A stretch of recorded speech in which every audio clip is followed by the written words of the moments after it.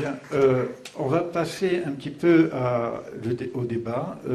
Avant de vous passer la parole, je voudrais moi-même interroger, mais là je demanderai des réponses très très courtes sur mes interrogations.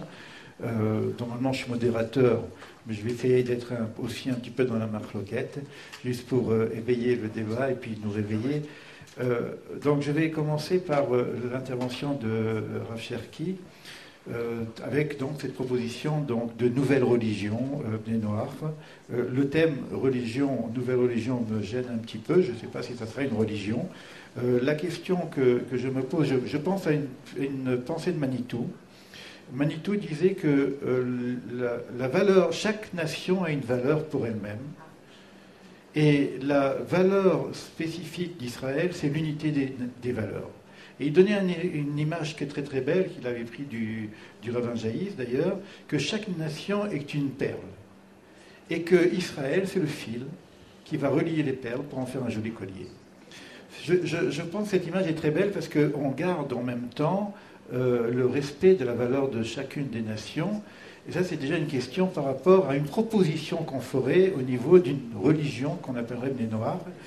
Ça, c'est une première intervention. Et puis, dans l'histoire de la singularité d'Israël, si je suis évidemment, on est en train de parler de l'universel, mais la singularité d'Israël, c'est quelque chose qui va me concerner directement, évidemment, et l'universel, c'est quelque chose qui me permet donc de donner aux autres.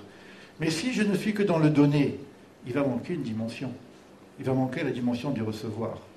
Est-ce qu'on n'aurait pas aussi, puisqu'il s'agit de certaines perles et de certaines valeurs, et si on veut jouer ce rôle de collier, est-ce qu'on n'aurait pas aussi à recevoir?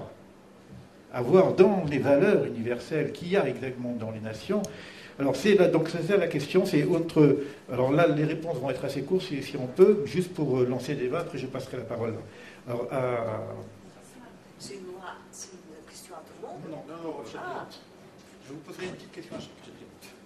Bon, la question de Léo se divise en deux. Est-ce que réduire le noachisme à une religion n'est pas réducteur? La réponse est évidemment oui. Il y a toujours quelque chose de réducteur dans toute définition. Il y a simplement un point qu'il faut mettre en évidence, et je pense que dans beaucoup d'analyses de l'universel du judaïsme, on l'a un peu oublié, c'est la distinction qu'il y a entre ce qu'on appelle dans le judaïsme la halacha et la haggadah. Un exemple tout simple de cela, il y a un texte bien connu de Maïmonide qui dit beaucoup de bien du christianisme. Pour lui, le christianisme fait partie des phénomènes humains qui font avancer le messianisme. Il le dit de manière très claire. Mais c'est le même Maïmonide qui, au niveau de la halacha, déclare et décrète que le christianisme est idolâtre. Alors comment est-ce qu'on peut concilier les deux à la fois?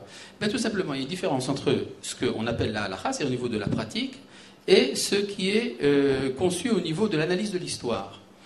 Et il y a donc dans la sympathie que nous avons pour tous les phénomènes spirituels de l'humanité. Il y a une véritable sympathie. Rabbi Yehuda Halevi parlait d'un cœur au milieu des organes. Le Zohar également emploie cette expression en parlant d'un cerveau au milieu des organes. Tout cela ne nous dispense pas également d'une pratique. Or, cette pratique, elle passe par ce qu'appellent nos amis les chrétiens la porte étroite. Il y a une porte étroite d'accepter en tant que mitzvah d'Israël, du Dieu d'Israël, les commandements noachides, et c'est cela qui peut changer beaucoup de choses dans les relations difficiles que nous avons avec les nations jusqu'à ce jour. À propos du donner et du recevoir, le Rav Kook avait une définition très belle. Il disait que d'Israël vient l'intériorité de la vie, et des nations, la sagesse. Or, la sagesse n'est pas le propre d'Israël, quoi qu'on puisse en penser. Il y a une sagesse universelle, étant donné qu'Israël est un peuple de Dieu. Je vous employer une expression du Maharal, il est un peu trop collé au divin pour pouvoir s'occuper de la sagesse universelle. Heureusement qu'il y a les nations pour établir la normalité. Et donc, dans le dialogue Israël et nations, s'instaure une relation de donner et de recevoir qui n'est pas dans l'équivalence. On s'est beaucoup trompé dans l'histoire parce qu'on a voulu faire de la Torah de la philosophie et faire de la philosophie de la Torah. Et je pense que donc aujourd'hui, nous sommes à même de réfléchir sérieusement, en toute lucidité et en plein respect de l'identité de chaque homme sur Terre, de la vérité. Merci pour cette réponse courte. On arrive à respecter le ton tel que je l'attendais.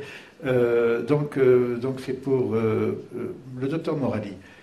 Tu as parlé donc de Torah et de réel, que si la Torah ne correspondait pas au réel, il faudrait peut-être relire un petit peu la Torah, qu'on aurait mal interprétée. Moi, je reprends une parole de Manitou. Il dit qu'il y a un décalage entre le monde de la vérité que le monde de la Torah et le monde de la réalité que ce monde-ci.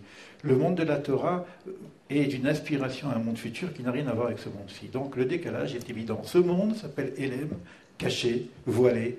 Donc comment arriver à trouver les cordes, la réciprocité entre un monde qui est un monde voilé, caché et provisoire, et le monde de la Torah qui est le monde de vérité? La réponse c'est clair, c'est ce que Manitou disait, Olam Abba, le monde qui vient. C'est-à-dire qu'il y a effectivement a priori une sorte d'opposition, de différence entre ce que nous vivons et l'idéal, hein, mais cet idéal-là se trouve caché et il sera dévoilé dans le monde qui vient. Mais le monde qui vient, ça n'a rien à voir avec le paradis ou autre chose.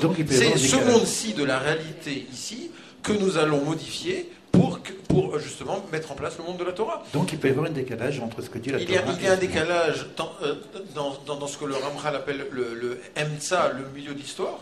Hein, le Ramchal divise l'histoire de façon ternaire, hein, je ne dirais pas trinitaire, mais ternaire.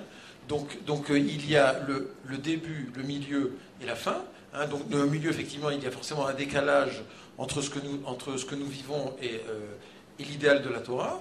Mais ce décalage-là disparaîtra au fur et à mesure, justement, qu'on comprendra ce que la Torah veut de nous. Et c'est pour ça que le but de la Torah, c'est justement qu'on puisse appliquer dans la réalité, hein, dans les sciences, dans tout ce qu'on veut, les principes de la Torah. Donc essayer de faire sortir de la Torah tous les principes qui régissent notre vie au quotidien. La médecine, la science, tout. C'est ça la messianité. C'est un débat qui est très intéressant en tout cas. Les marloquettes, c'est ça l'intéressant, c'est les débats qui peuvent sortir. Là,